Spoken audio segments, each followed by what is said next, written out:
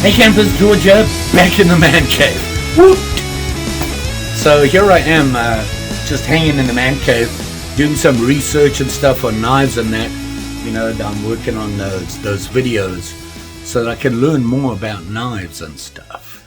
What can I say? But in the meantime, there was a banging on the front door, went up there, whoop, got a prize today.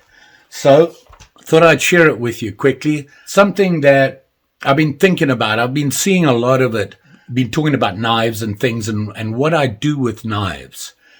And I thought, you know, I have all these guys, these hatchets and axes and things and a cat. I was wondering if I could find a hatchet of some sort that I could do all the chores that I do with a knife when I'm out camping or on the outdoors on a trudge or a walkabout or whatever I'm doing when I'm outdoors. And I thought, I wonder if there's a hatchet out there that I could actually do that with. Well, I may have found one, and it came today. So let's check it out. So like I said, the prize came today, and it's this guy here. And you can see it's not that big. It's, you know, here it is in my hand. And it's the Condor Tool and Knife Scout Hatchet. You wondering why I got it? Well, I want to see what I can do with it. Could I take this out instead of a belt knife, a camping knife or a bushcraft knife, and do everything I need to do without using a knife and just using this? And really, what I do is I process wood for a fire and that sort of thing. And maybe I can do some other chores that I can't do with a knife. So as you can see, it did come with a sheath. Although it's not a belt sheath, I can't attach to my belt, but it is a good solid cover for the blade. And you all know how I need that. And it is a nice looking sheath. You can see the handle here. Pretty straightforward, nothing fancy about it. It does have the width here to stop your hand from sliding out. You can see on the handle there, it does say Condor. So this is the Condor Scout Hatchet, and it's tiny compared to my other guys. And, you know, I do have a favorite, the guy at the top there, right there. That is my Trail Boss, and I love that thing. It's just the right size for me to do a lot of work. I do have a Marbles and a CLKT T-Hawk, or Tomahawk, if you want to call it that. Anyway, back to the Condor. Here it is here. And let's have a look at some of the specs. I'm going to take it out of the sheath here. And that comes off pretty easy. And here you can see it. Nice. Got a nice shape to the head. Like I said, not too big. Pretty light, surprisingly. The weight of the head on this is 1 pound. Not a lot of weight there, but do I need weight? For the chores I got this for is to replace a knife, not to fell big trees or anything. I want to see what I can do with this. And this was the smallest one I could find. There is a bunch out there. This one got my attention. I am a fan of Condor, and they make some good stuff, and I own some of their stuff. So knowing it, I went with it. So you can see here, it has, you know, the regular, what I like to think of as, I don't know the correct name for it. Wait a minute. Maybe I should be working on hatchet and axe videos. Well, sure, that'll come up. See how it's got that sharp, I want to say this is the beard, I believe. Don't take my word for it. I've still got to work on this. But this is the beard part of the blade. You can see it drops down. It does have this deep cheek here. And it has a hammerhead on the back. You can see in there. It's well put together. I'm not seeing, you know, the head's on there. Really tight. No gaps. It looks nice and tight. The handle. When looking at axes, I do know this. The grain of the wood of the handle is very important. You want long, straight grain. And if you look at the back here, you can see it there, hopefully. Let me get my hand up there if you can see it. It's fairly straight. So the grain of the wood is pretty good. And it has a nice clean finish, just like all axe manufacturers, when they send them to you, well, not all of them, 99% of them, when they send you an axe, the handle has a covering on it. This wood, this handle is actually American hickory, and they put a coating on it to protect it. Now, I will say this, they didn't put a lot on, which is a good thing, because I'm going to take it off. One thing I've noticed that on my other ones, when they arrived and I used them, I got blisters from my hands sliding so easily on this handle.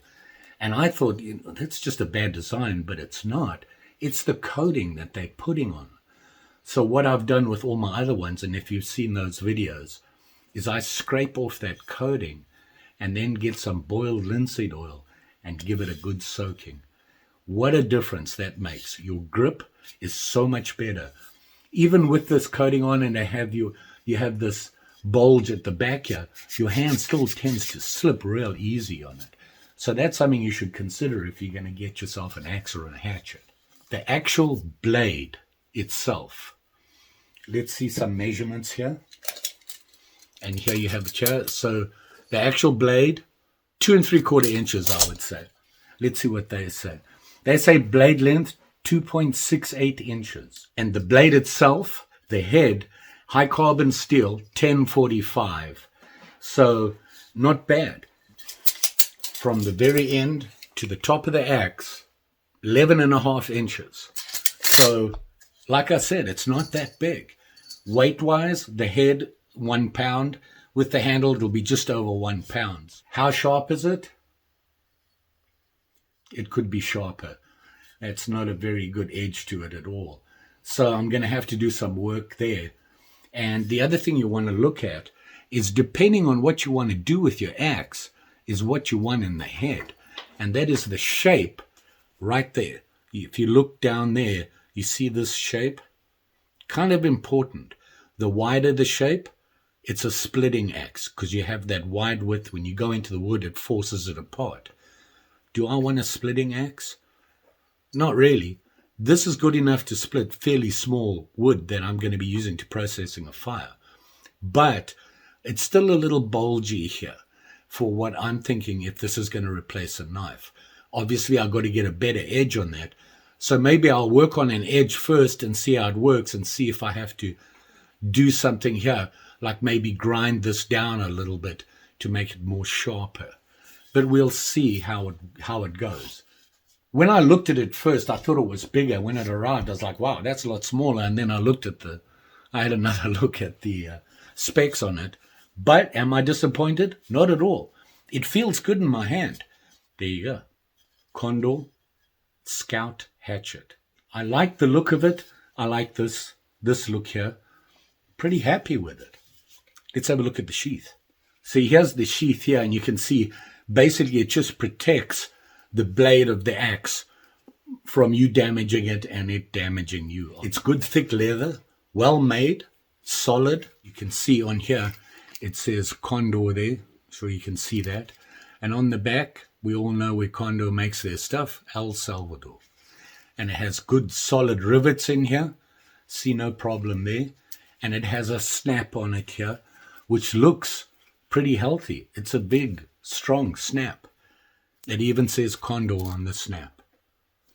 And that snaps right in there like that. Now, they have this, which is pretty long, which is, I'm sure, they're allowing you to make the choice on how long you want that. So how it goes in is you would slide it into here. Goes in like that. And this comes around the back underneath here, which holds it on. And then get it in there. This is fairly tight. It will stretch over time. But I like that. Very nice. I might trim this off a bit, or else it's really nice to have that to pull it off.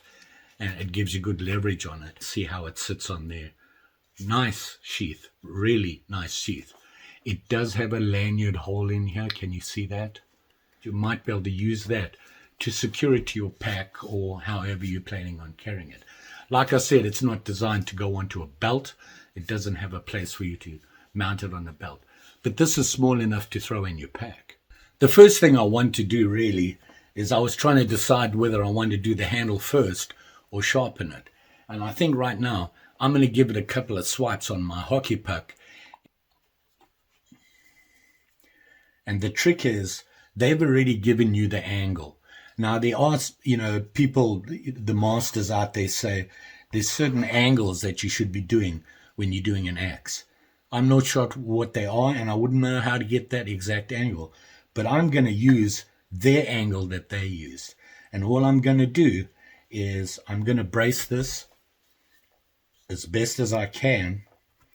And I'm going to give it a couple of runs up and down at that, keeping it at that angle. The angle I want, and have that same angle all over. And I'm just going to go all the way along, making little round turns here, going all the way top to bottom. So that's one side, and now I'm going to hit the other side. And you want that honing solution on there. You don't want to do this dry. Once again, support it with my hand and get that angle on it. You can see it there. So here we go again. Just some small circles. You don't have to put a lot of pressure on it. You just want to go back and forth, being consistent all the way.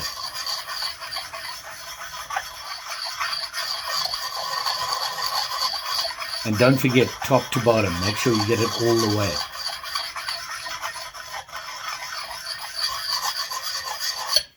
Okay, it feels a little better already. So now I'm going to go to the less coarse side, the finer grain. Going to do the same thing again. Balance it on that angle that they gave me. And same thing again, back and forth, top to bottom. Don't need a lot of pressure. The weight of the puck is enough. Okay, I went back and forth there about 3 times, and I can feel it's already getting sharp. So now we've got to hit the other side just to get that cutting edge. Back and forth, top to bottom, bottom to top, all the way, and be consistent so that you get the same edge all the way along. Oh, that's a lot better. That's much better. I have a much better edge on there now. I don't know if you'll be able to see the difference, but I can certainly feel that edge. And you want to be consistent how much time you spend on each side. Otherwise you're going to be unsymmetrical. Is that the right word? Not sure, but you want your blade edge symmetrical when you look down the length of it. And I can't. There we go. That's better. Now it's actually cutting into this catalog. I just can't hold the paper properly, but you can see there it cut it just fine.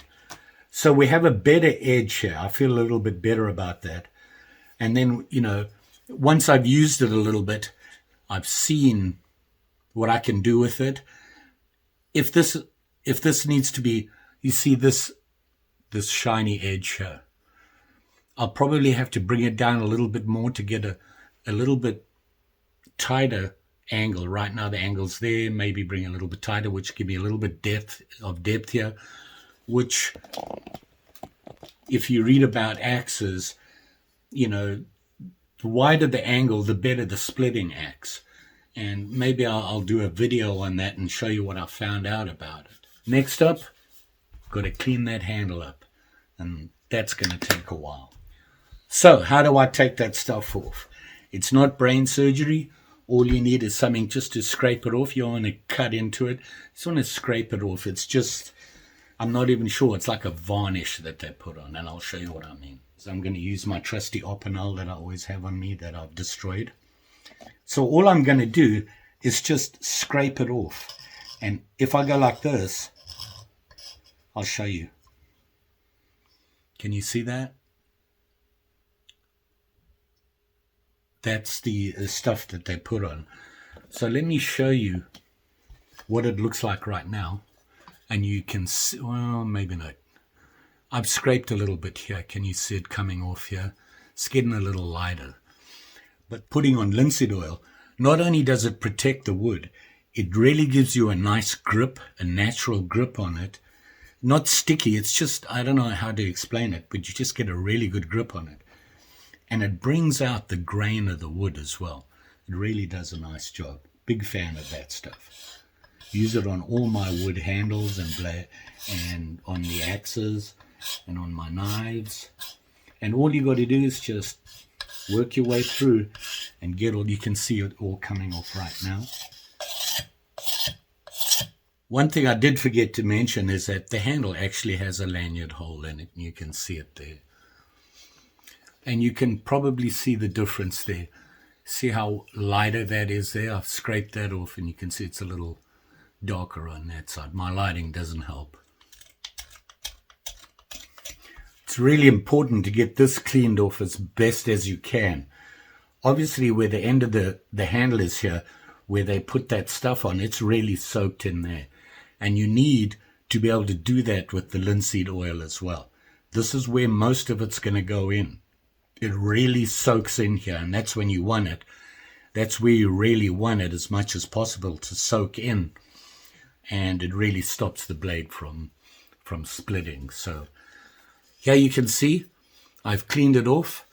The nice thing is the Condor label here is actually etched into the wood. So although I scraped it off, it's still there, which is a nice touch. There we have it. All the covering that they have is off of here. And as you can see how fine it is, see that? I don't take a lot off. You're not trying to change the shape of the handle. You just want to get that coating off. Now we put some linseed oil on. Don't forget that. And while I was showing you that, I just remembered I have this. And this is called Prime Neatsfoot Oil Compound. And what I use this for is for the leather. It's a saddle, I want to say a saddle oil. It's called Neatsfoot. And they use it on saddles and that to keep nice and supple so they don't get stiff and start to crack, just like wood. So this is a good thing if you have a bunch of leather sheaths out there and they're starting to get a little bit stiff or starting to crack a little, put this stuff on. I normally do it at the same time that I sharpen my blades, 3-4 times a year, where I'm doing that oiling of the blades and making sure that they're all good. That first coat, don't be shy. Get it on there. You'll see right away how it's going to start bringing out the grain of the wood. And you, like I said, the ends are a good place to get as much on as you can. You want it really to soak in there. So put a healthy amount on, and you're going to let it sit and soak in. And then once it's soaked in, put another coat on and let that soak in. And you should really do that until you notice it no longer soaking into the wood. But I'm giving it a good solid coating. And then I'm going to let it sit for a little bit and let it soak while I go and clean my hands. Keep putting it on there until it stops soaking in, and it'll really bring out the grain of the wood. The lighting is not very good, but you can see it'll start to pull the wood, the grain out and really show it up. It makes quite a difference. You can see it on those guys. You see that? It's all soaked in and dried up and we're ready to go. We'll go on a trudge and maybe play and see just what I can do with this hatchet. You never know. It might just be my new go-to tool.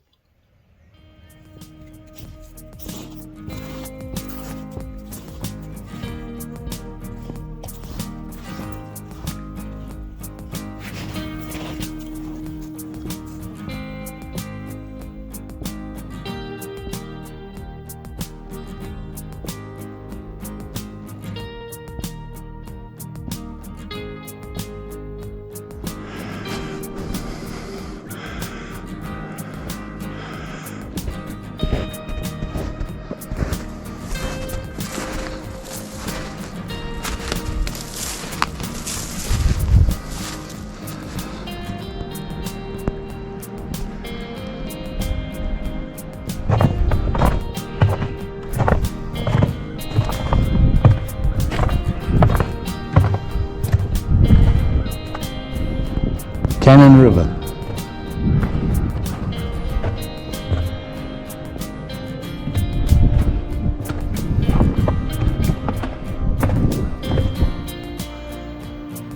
I think this might be a good place. This is one of 4 or 5 campsites out here that are first come, first served. They're free. Cannon River Wilderness Area, County Park. And that doesn't look promising. What is that? Blood. Look in here. We got blood.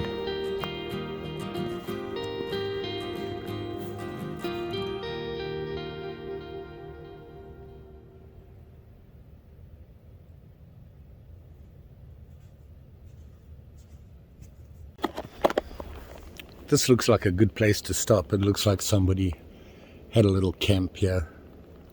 I think I'll set up a little base here and we'll go hunt for some wood. What do you think?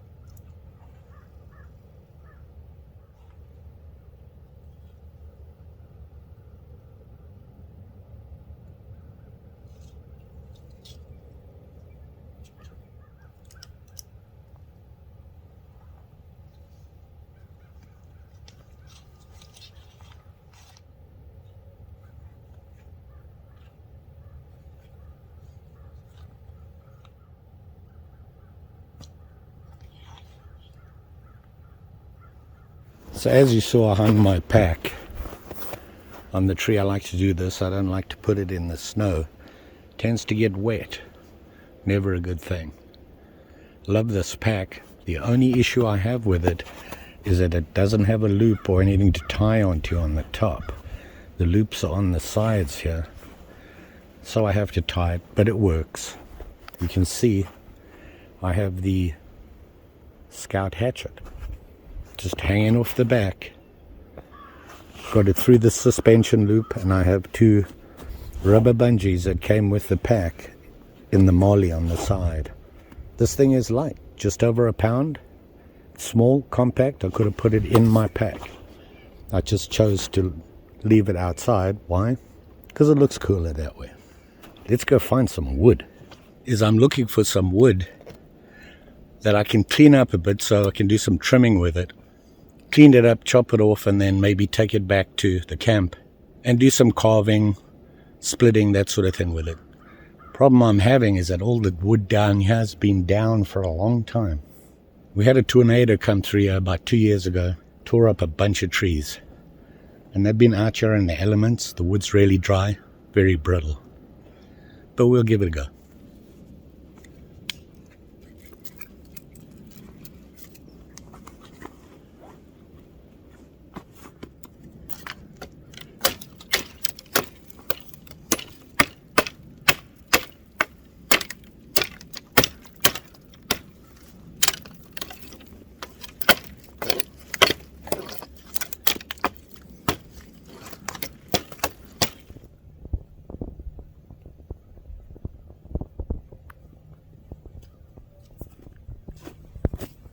I cut this piece off.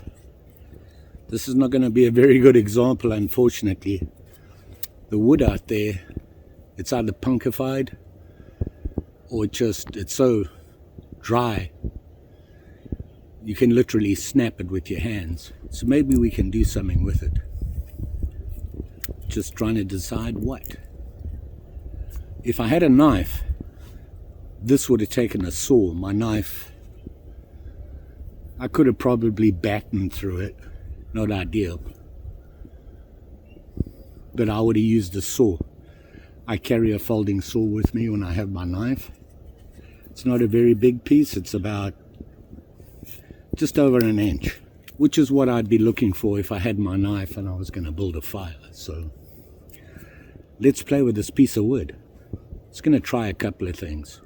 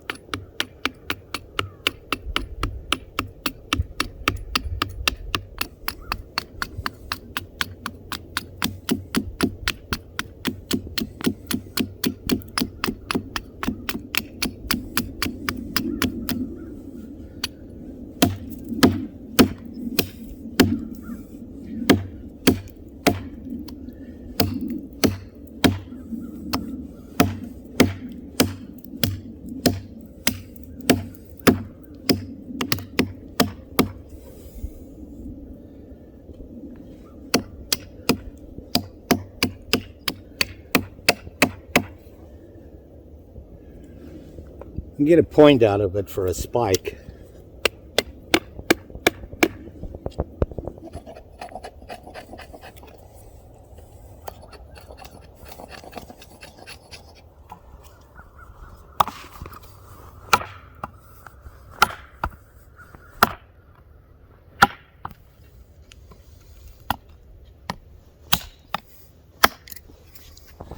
So if worse came to worse, we could make a 10 spike.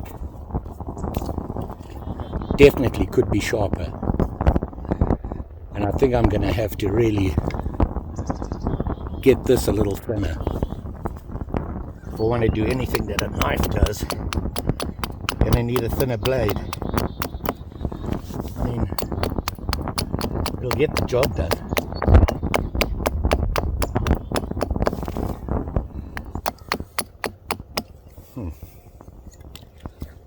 Can I clean up the end?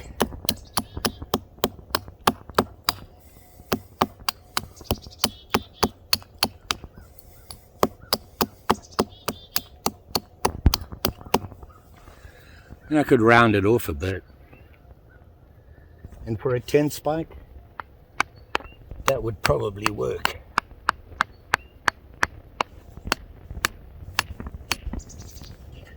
Could you notch it?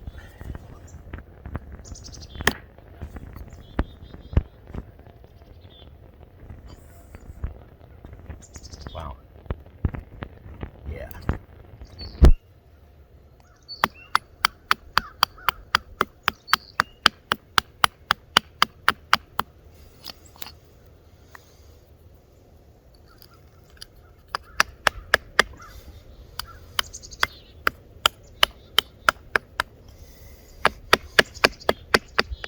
I got a notch. It's not pretty, but it would probably work. Tough. This is nowhere near sharp enough. I'm going to have to do a lot of work on this blade if I want it to do what I want it to do. Can I split it? Do some wood splitting?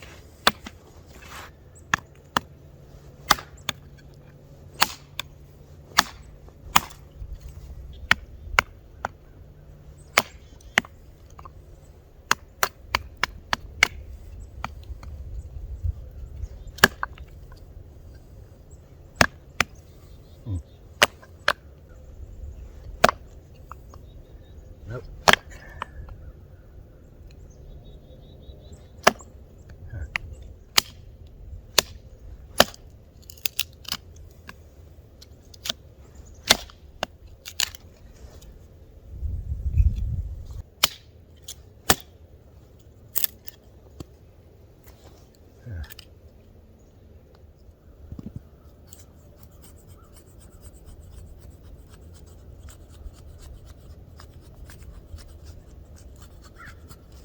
Oh.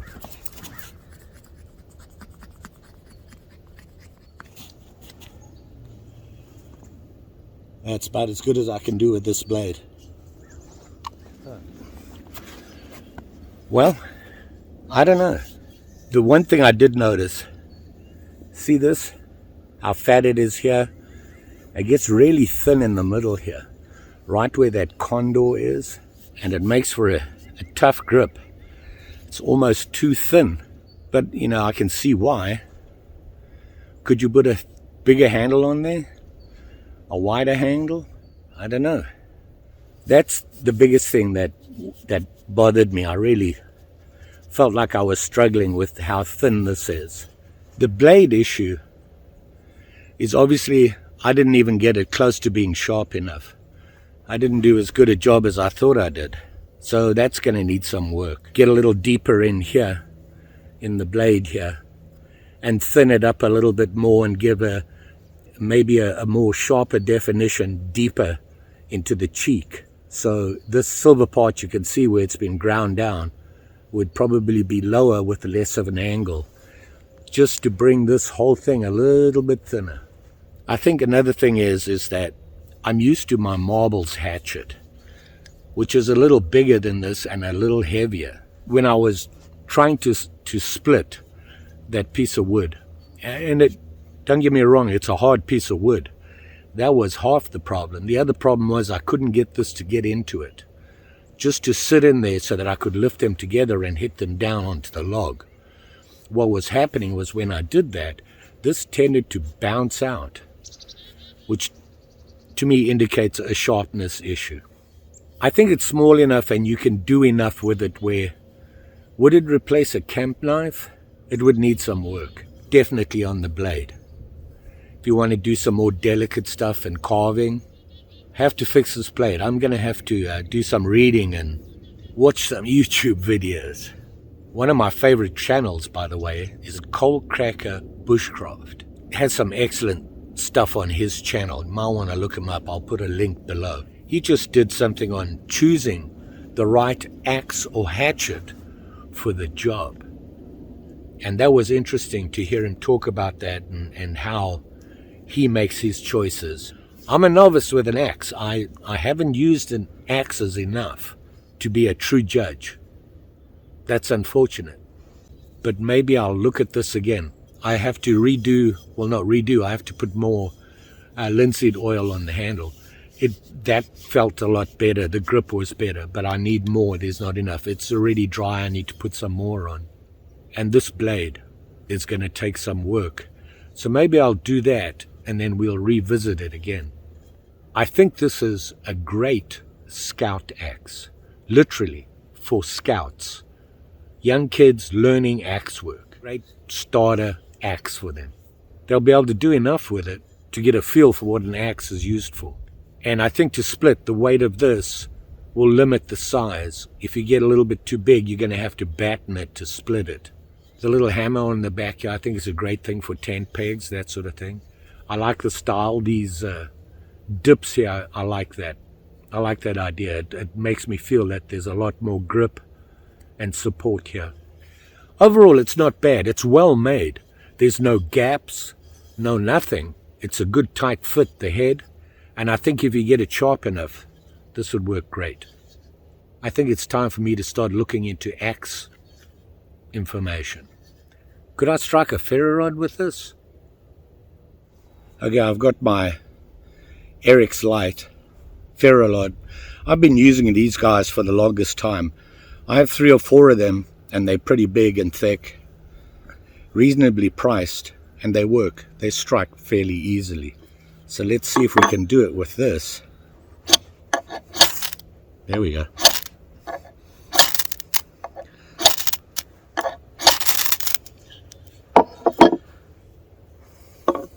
It strikes a ferro rod. What can I say? Will this replace a camp knife? You could probably do 99% of the chores with this if it's all the changes you need to make to it. Would it be perfect? I don't think so. In a desperate situation, it'll work. Do the chores you need to get you home. Scout hatchet. I like the idea. Are there better ones than Condor? I don't know. I never looked. How much did I pay for it? That much. Is it worth it? You know, you can get a good knife for that price. What more can I say? Don't forget, like, share, subscribe. You know the story. Pretty sure I'll be back. The weather's been really good. It's warmed up. It's about 32 right now. Maybe I need to go fish. I gotta catch me a big fish on the ice before winter's over, or else I will be disappointed. I'm kind of liking this ice fishing stuff. It's like the idea and what it takes to get out there and do it. You're outside, you're outdoors, whatever it is you're doing, if you're outside and outdoors and doing it, you're in a good place. Ask me. Just saying. Thanks for watching, and you will be safe when you're out. Take care now.